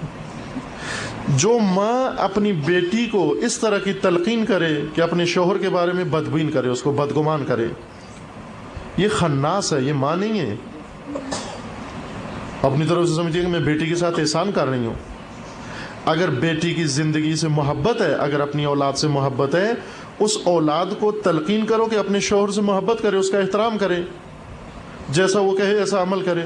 نہیں ہے کہ اس طرح کی تلقین کرو کہ وہ اس کے مقابلے میں ڈٹ جائے، وہ شوہر کے ماں باپ کا احترام نہ کرے. عموماً ایک چیلنج بن جاتا ہے دونوں خاندانوں کے درمیان، اور ایک دوسرے کو شکست دینا یہ ان کے لیے ایک ہدف اور مقصد بن جاتا ہے کہ ہم نے فلاں موقع پر ان کو شکست دی، ہم نے ان موقع پر اس کو شکست دی. ہمارا کلچر اس طرح کا ہے، غیر دینی، غیر اسلامی. یعنی جب سے شروع ہوتا ہے خاندان کی تشکیل کا ماحول شروع ہوتا ہے، وہیں سے شکست دینا شروع ہو جاتا ہے. جہیز طے کرنے میں شکست آ جاتی ہے، ناک کا مسئلہ آ جاتا ہے. پھر اس کے بعد مہر طے کرنے میں شکست کا مسئلہ آ جاتا ہے اور ناک کا مسئلہ آ جاتا ہے. پھر اس کے بعد بارات آ جاتی ہے، اس میں بھی شکست دینا ضروری ہوتا ہے. پھر اس کے بعد تحفے ہدیے دینا ہوتے ہیں، رفت و آمد میں ہوتا ہے. ان سارے مسائل میں ایک خاندان دوسرے خاندان کو شکست دینے کی کوشش کرتا ہے. جس خاندان کی تشکیل کی بنیادی ایک ٹورنامنٹ کی صورت میں ہو، ایک میچ ہو دو خاندانوں میں کہ اس خاندان نے اس کو شکست دینی ہے، اس نے اس کو شکست دینی ہے، یہ تو خاندان بعد میں بھی ایسے ہی رہیں گے. جب آپ دو خاندانوں میں آپس میں رابطہ بڑھتا ہے تو آپ یہ کہیں گے ایک صلہ رحمی ہے، یعنی ان دونوں خاندانوں کا احترام بڑھ جاتا ہے، ان دونوں خاندانوں کی حرمت بڑھ جاتی ہے. یہ دونوں خاندان دیکھیں گے اگر لڑکی والوں کو مشکل ہے لڑکے والے حل کریں، اگر لڑکے والوں کو مشکل ہے لڑکی والے حل کریں. نہ یہ کہ ہم نے ان کو شکست دینا ہے اور پورے معاشرے میں ان کی آبروریزی کرنی ہے، ہم نے ایسی ڈیمانڈ رکھنی ہے کہ یہ پوری نہ کر سکے. مثلا یہ غلط کام ہے. بنیادیں اگر ایسی رکھیں گے ظاہر نتائج بھی ایسے نکلیں گے. خوب ہمارے ساتھ جو کچھ ہو چکا وہ ہمارے اختیار میں نہیں تھا، لیکن اب ہم اپنی اولاد کے ساتھ ایسے نہ کریں. جو کچھ آپ نے تحمل کیا وہ اس کو بخش دیں. اگر کسی نے بھی آپ کے ساتھ ظلم زیادتی کی ہے وہ بخش دیں، آپ معاف کر دیں اس کو. ساس نے کی ہے، بہو نے کی ہے، اس کے خاندان والوں نے کی ہے جو ظلم زیادتی، خدا کے لیے ماہ رمضان کے اعمال میں سے ایک عفو و بخشش ہے. جیسے صدقہ ہے اسی طرح عفو و بخشش ہے. عید میں جس طرح عید آتی ہے، جتنے قدورتیں ہیں جتنی نفرتیں ہیں وہ گلے ملیں، ایک دوسرے سے معاف کر دیں. جس نے غلطی کی ہے اس سے جا کر ملے، جس نے غلطی کی ہے. نہ یہ کہ جو غلطی کی ہے وہ آ کر مجھے ملے. میرے ساتھ اگر زیادتی ہوئی ہے تو میں جا کر اس کو ملوں جس نے میرے ساتھ زیادتی کی ہے، اور میں اس کو کہوں کہ بھائی آپ نے جو غلطی کی تھی میں نے معاف کر دیا آپ کو. اس سے پہلے کہ وہ میرے پاس آ کر معافی مانگے میں پہلے جا کر معاف کر دوں اس کو. بزرگ شخصیت بنے، اپنے اندر بزرگواری پیدا کریں. خواتین جب بزرگ ہو جاتی ہیں تو اپنی بزرگواری ثابت کریں، واقعاً بڑی بنیں. خصوصاً بزرگ خواتین بزرگی ثابت کر. بزرگی کا مطلب یہ نہیں کہ روکیں، مداخلت کریں، ٹوکیں اور بدزبانی کریں خدا نخواستہ. اس سے پتہ چلتا ہے کہ گھر میں بڑی خاتون کون سی ہے. یعنی سب سے بڑی خاتون وہ ہے جو سب سے بڑی گالی دیتی ہو. اس سے بڑائی نہیں آتی. سب سے بزرگوار خاتون وہ ہے جو سب سے زیادہ بخشش کرتی ہو، معاف کرتی ہو. اولاد کو معاف کر دیتی ہو، بہو کو معاف کر دیتی ہو، داماد کو معاف کر دیتی ہو، اس کے خاندان والوں کو معاف کر دیتی ہو. سب سے بزرگواری اور بزرگی اس کے اندر ہے موجود. اگر بزرگ خواتین بزرگی گھر میں ثابت کریں، بزرگ رہیں اور بزرگوارانہ زندگی بسر کریں، بچے انہیں دیکھ کر تربیت پائیں گے، بچے ان سے سیکھیں گے جا کر. نہ ایسی طبیعت نہ بنا لے بزرگی کی کہ چھوٹے چھوٹے بچے، نواسے اور پوتے اور یہ بھی مثلا اپنی دادی نانی کے خوف سے مثلا گھر میں بولتے بھی نہ ہو. نہ، بزرگی اس کو نہیں کہتے. بزرگی کا مطلب یہ ہوتا ہے کہ شرح صدر ہونی چاہیے، وسعت نظر ہونی چاہیے، اور آپ کے دل میں سب کی گنجائش ہونی چاہیے. بزرگوار جو مثلا عمر بالا جاتی ہے دل نرم ہونے چاہیے. نرم، اتنے نرم ہو جائیں کہ اپنے دشمنوں کے لیے بھی اس میں جگہ ہو جائے. اگر کسی نے کسی موقع پر میرے ساتھ کوئی ناانصافی کی ہے، ناروا کلمہ کہا ہے، ناروا بات کی ہے، کسی جگہ اس سے غلطی ہو، یا نادان ہے، جاہل ہے، لیکن میں بزرگواری کروں، بزرگی دکھاؤں اور میں اس کو پہلے بڑھ کر معاف کر دوں، یہ ایک تربیت ہے، یہ ایک اثر ہے کہ وہ بھی آئندہ اپنے خاندان میں اور اپنے جو ماتحت ہوں گے یا اپنے چھوٹے جو ان کے ہوں گے ان کے ساتھ وہ بھی بزرگی کریں گے۔ لہٰذا ایک چیز جو آفت ہے سخت خاندانوں کے لیے جس میں مبتلا ہیں ہمارے خاندان اور خراب ہو رہے ہیں، اور یہ جادو ہے، یہی جادو ہے، یعنی مداخلت کرنا۔ مداخلت نہ کریں، ورنہ کوئی پھونکنا، کوئی دھاگے دبا دینا، فلاں کر دینا، اس سے نہیں روابط خراب ہوتے، یہ توہمات ہے سارے۔ جس سے روابط خراب ہوتے ہیں اس مداخلت سے ہوتے ہیں۔ جو کرتے ہیں مداخلت توبہ کر لیں، استغفار کریں۔ کہ روایات میں بھی شدید مذمت کی گئی ہے ان لوگوں کی جو بنے ہوئے روابط کو توڑ دیتے ہیں۔ ہمیں حکم ہے کہ جو ٹوٹے ہوئے روابط ہیں ان کو جوڑیں، نہ کہ جڑے ہوئے روابط کو توڑ دیں۔ اگر ہمیں نہیں بھی پسند مثلا کوئی فرد، لیکن اس کا اپنے شوہر سے، اپنی بیوی سے اچھا رابطہ ہے، خدا کا شکر کریں اور دعا کریں ان کے لیے کہ یہ رابطہ ان کا ہمیشہ اسی طرح برقرار رہے۔ ٹھیک ہے، ہمیں اچھا نہیں لگتا یا ہمارے لیے موضوع نہیں ہے، آپ رفت و آمد کم کر دیں یا آپ اس میں مداخلت نہ کریں۔ بہرکیف دخل بے جا، مداخلت بے جا، اپنی مرضیاں ان پر ٹھونسنا، اپنی خواہشات ان پر ٹھونسنا، وہ ایسے زندگی کریں جیسے ہم چاہتے ہیں، ایسے رہیں جیسے ہم چاہتے ہیں، یہ غلط ہے۔ کسی نے یہ آپ کو حق نہیں دیا، کسی نے نہیں دیا، نہ شریعت نے دیا، نہ قانون نے دیا، یہ وہ حق ہے جو خود زور سے ہم نے اپنے لیے بنا لیا ہے کہ آپ ایسے زندگی بسر کرو جیسے میں چاہتا ہوں۔ کیوں کہ ہم نے ایسے زندگی بسر کی ہے جیسے ہمارے سسرال چاہتے تھے، وہ غلط کیا انہوں نے آپ کے ساتھ، تو اس کا مطلب یہ نہیں کہ غلطی آپ جاری رکھو، اب آپ اس غلطی کے منتقل کرنے کا ذریعہ بن جاؤ۔ جیسے بیماریاں تھیں، ہمارے بڑوں کو تھیں بیماریاں، وہ ہم میں لگ گئی ہیں، تو ہم کوشش کریں آگے اپنی اولاد کو نہ لگنے پائیں وہ بیماریاں، اپنا علاج کروائیں جا کر۔ اگر دادا دادی یا نانا نانی مریض تھے تو اولاد اپنا علاج کرائے تاکہ ان کی اولاد کو یہ بیماری منتقل نہ ہو۔ خاندانی فساد اگر تھا کسی وقت ہمارے خاندان میں بڑوں میں تھا تو ہم اپنا علاج کرائیں، تربیت کریں، اصلاح کر لیں تاکہ ہماری اولاد میں یہ منتقل نہ، ورنہ یہی نفرتیں، یہی قدرتیں اولاد میں بھی منتقل ہو جاتی ہیں۔ ہم واقعاً اپنے خاندانوں کو جنت بنا سکتے ہیں، جہنم خود بنایا ہوا ہے اپنی سخت گیری سے، اپنی نگاہوں سے، اپنے غلط اعمال سے، غلط سوچ کے ذریعے سے۔ وہ گھر جو جنت بن سکتا ہے، خوشحالی کا باعث بن سکتا ہے، ہم نے اس کو صرف اپنی انانیت کی وجہ سے اور جہالت و حماقت کی وجہ سے اس کو جہنم بنا دیا ہوتا ہے۔ انشاءاللہ خداوند تبارک و تعالی اس تربیت گاہ کو، ہر خاندان کو ان آفتوں سے محفوظ رکھے انشاءاللہ، اور خداوند ان لوگوں کو بھی رہنمائی و ہدایت کرے جو ان خاندانوں کو خدا نخواستہ مداخلت کر کے متاثر کرتے ہیں۔ خداوند ان کے گناہوں کو بھی معاف کر دے جنہوں نے کوئی خاندان توڑا ہے انشاءاللہ۔ اگر کوئی سوال ہو تو بیان۔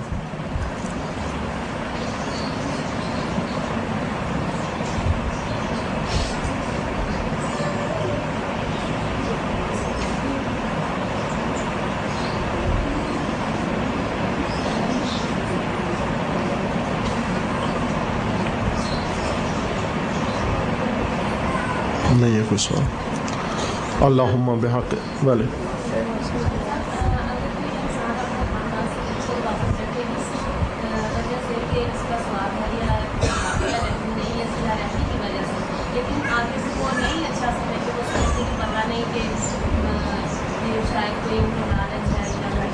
آگے سے اچھا نہیں کرتے تو وہ اسی طرح کرتے رہیں یا پھر کیا کریں؟ بھلے سوال یہ کیا ہے کہ انہوں نے کہ اگر ایک آدمی اپنے خاندان کے ساتھ، اپنے عزیزوں رشتہ داروں کے ساتھ صلہ رحمی کے طور پر اچھے روابط رکھے اور میل جول رکھے، احترام کرے، عزت کرے ان کی، لیکن وہ اس کا اچھا جواب نہ دیتے ہوں، رد عمل ان کا درست نہ ہو، بلکہ وہ اس کو ہماری کمزوری سمجھتے ہوں، وہ یہ سمجھتے ہوں شاید ہمیں کوئی لالچ ہے یا شاید ہم ان کے محتاج ہیں یا ہمیں کوئی ضرورت ہے، اس وجہ سے ہم یہ کام کر رہے ہیں، تو اس صورت میں ہمارا فریضہ کیا بنتا ہے؟ آیا ہم ان کے ساتھ اسی طرح اچھا سلوک اور اچھا رویہ رکھیں یا نہ ہم بھی انہی جیسا سلوک اختیار کریں؟ نہ، ہمارا یہ فریضہ ہے کہ ہم اپنے حقوق درست ادا کریں، اور وہ ادا کرتے ہیں یا نہیں کرتے ہیں، شرط نہیں ہے اس میں کہ مثلا میں دوسرے کے حقوق اس وجہ سے ادا کروں کہ وہ بھی میرے ادا کرے، نہ، اگر کوئی ادا نہیں کرتا ہم ادا کرتے رہیں، اور آپ بھی لالچ سے بالاتر ہو کر، ضرورتوں سے بالاتر ہو کر اور ان چیزوں سے بالاتر، یعنی عملاً ثابت کریں کہ ہمیں آپ سے کوئی لالچ نہیں. ایسے موقع آ جاتے ہیں جہاں پر ثابت ہو جاتا ہے کہ یہ ہمیں لالچ نہیں ہے. ایسے مواقع فراوان آتے ہیں، بار بار آتے ہیں زندگی میں، جہاں ہم ثابت کر سکتے ہیں ان کے لیے کہ ہمیں آپ سے کوئی لالچ نہیں تھا، ہم صرف آپ کا احترام رشتہ داری کی بنا پر کرتے ہیں اور ذوی الحقوق اور ذی القربہ ہونے کی وجہ سے آپ کا احترام کرتے ہیں، جو شریعت نے، اسلام نے ہمارے لیے خداوند تعالیٰ نے مقرر کیا ہے. ورنہ ہمیں آپ سے نہ کوئی لالچ ہے، نہ کوئی آپ سے ہمیں توقع ہے، نہ کوئی آپ پر توکل ہے، نہ آپ پر کوئی ہماری ایسی کوئی نگاہیں لگی ہوئی ہیں آپ کی کسی چیز پر. محض انسانی اور اسلامی تقاضوں کی بنیاد پر آپ کا احترام کرتے ہیں. اگرچہ وہ آپ اس کا منفی جواب دیں گے، وہ نہیں کریں گے. فرض کریں ایک آدمی جس کو آپ سلام کرتے ہیں وہ نہیں جواب دیتا، تو اس کا مطلب نہیں ہے آئندہ سلام نہ کریں، آپ جہاں ملتا ہے سلام کریں. یہ خود اس کے لیے شرماور ہے. یہ بزرگی اسی کو کہتے ہیں کہ جو آپ کی اعتنا نہیں کرتا، جو آپ کی شخصیت کا خیال نہیں رکھتا، آپ اس کا خیال رکھتے ہیں. اسی کو بزرگواری کہتے ہیں. سخت کام ہے، بزرگ بننا بہت سخت ہے. جسمانی طور پر بزرگ ہو جانا، 60-70 سال کا ہو جانا، یہ تو آسان ہے، لیکن واقعاً روح بزرگ ہو ہمارے اندر. جس طرح جسم بزرگ ہے اس طرح روح بھی بزرگ ہو ہماری، اور بزرگوانہ طور پر لوگوں کے ساتھ، دوسروں کے ساتھ پیش آئیں. یہ ضروری ہے. سخت ہے تھوڑا سا، چونکہ جن کے ساتھ ہم بزرگواری سے پیش آئیں گے وہ اتنے بزرگوار نہیں ہوتے. بسا اوقات بہت گھٹیا سلوک کرتے ہیں، بسا اوقات بہت گھٹیا جواب دیتے ہیں، بسا اوقات ہمارے خلوص کا، ہمارے اخلاص کا اور احسان کا برائی سے جواب دیتے ہیں. یہ بھی ہوتا ہے. بعض لوگ ہیں ایسے، تربیت نہ ہونے کی وجہ سے یہ کام کرتے ہیں. لیکن ہم ان چیزوں سے مبرہ ہو کر، جیسے ایک محاورہ ہے نا، کہتے ہیں کہ نیکی کر دریا میں ڈال. یعنی نیکی کر کے پھر یہ توقع نہ رکھو کہ اس سے مجھے کوئی اچھی چیز نصیب ہوگی. دریا، آپ یوں سمجھو کہ میں نے یہ کام دریا میں ڈال دیا ہے، یعنی توقع نہ رکھو، معاوضے کا اس سے توقع نہ رکھو. نیکی کر دریا میں ڈال. بس آپ نیکی کرتے رہیں اور نیکی کر کے توقع نہ رکھیں. اس محاورے کا مطلب یہ ہے، نہیں ہے کہ نیکی کر کے پھر اس نیکی کو اٹھا کے دریا میں ڈال دیں، یعنی اپنی نیکی کے اوپر پانی پھیر دیں. نا، نیکی کر دریا میں ڈال، یعنی جس کے ساتھ نیکی کی ہے اس سے کوئی توقع نہ رکھیں، دوبارہ کریں پھر اس کے ساتھ کریں. مثلا ایک دفعہ آپ نے اس کے ساتھ نیکی کی، احسان کیا، بھلائی کی، اس نے آپ کی برائی کی، پھر اس پر ایک مشکل وقت پڑ گیا ہے، آپ پھر اس کے ساتھ بھلائی کریں. ممکن ہے پھر وہ دوبارہ یہی کام کرے، آپ تیسری دفعہ پھر بھلائی کریں اس کے ساتھ. یہ آپ کی شخصیت کی برتری ہے، اخلاقی برتری اور انسانی برتری ہے آپ کی. اور اس سے کوئی توقع بھی نہ کریں اور جتلائیں بھی نہیں. یعنی یوں نہیں کہ جہاں بیٹھے جا کر کہیں کہ دیکھو یہ کتنا نکما آدمی ہے، ہم نے اتنی نیکیاں کی، اس کے ساتھ اس نے ایک دفعہ بھی اچھا جواب نہیں دیا. نہ بتائیں بھی نہیں کسی کو. یہ معاملہ اللہ پہ چھوڑ دیں آپ. اس سے آپ کا اجر بڑھے گا اور اس کو شرمساری ہوگی، اس کو شرمندگی ہوگی، اور آپ کی بار بار نیکی کرنا باعث بنے گا کہ ایک دن شاید وہ بھی اپنی ہٹ درمی سے باز آ جائے، توبہ کر لے کہ جب میں اس کے ساتھ بار بار برائی کرتا ہوں، یہ ہمیشہ اچھائی کرتا ہے، تو توبہ کرے گا. وہ بھی سوچے گا ایک دن بیٹھ کر، اور اثر ہوتا ہے اس کا، یقیناً ہوتا ہے. آپ تجربہ کر کے دیکھ لیں. وہ لوگ جو ہمارے ساتھ اچھا رویہ نہیں رکھتے، ہم ان کے ساتھ اچھا رویہ رکھیں، 2-4 واقعات کے بعد وہ نرم ہو جاتے ہیں، ٹوٹ جاتے ہیں. اتنے سنگ دل نہیں ہوتے، اتنے سخت نہیں ہوتے وہ.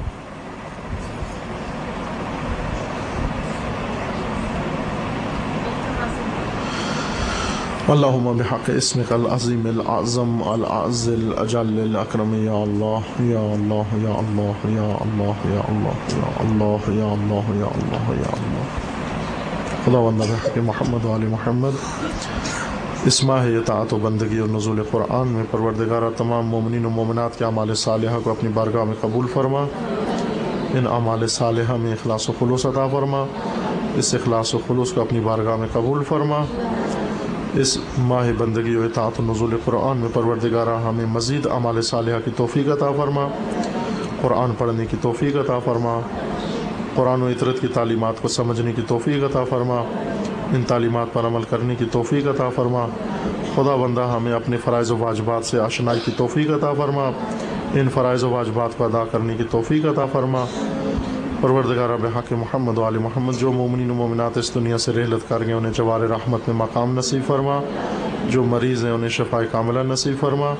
جو کسی مشکل و مصیبت میں گرفتار ہیں پروردگارہ ان کے تمام مسائل و مشکلات کو برطرف فرما. جو صاحب حاجات ہیں ان کی حاجات کو پورا فرما. جو صاحب اولاد ہیں ان کی اولاد کو نیک اور صالح بنا. جو بے اولاد ہیں انہیں نیک اور صالح اولاد نصیب فرما. خدا بندہ بحق محمد و آل محمد اپنے ولی حق ولی اللہ العظم اجل اللہ تعالی فرج اور شریف کا جلد از جلد ظہور فرما. ہمیں حضرت کے اعوان و انصار میں سے ہونے کی توفیق عطا فرما. تمام مرحومین کے لیے، مومنین و مومنات کے لیے، بالخصوص شہداء کے لیے، وبالخصوص امام شہداء حضرت امام خمینی رضوان اللہ تعالیٰ علیہ کے لیے سورہ فاتحہ.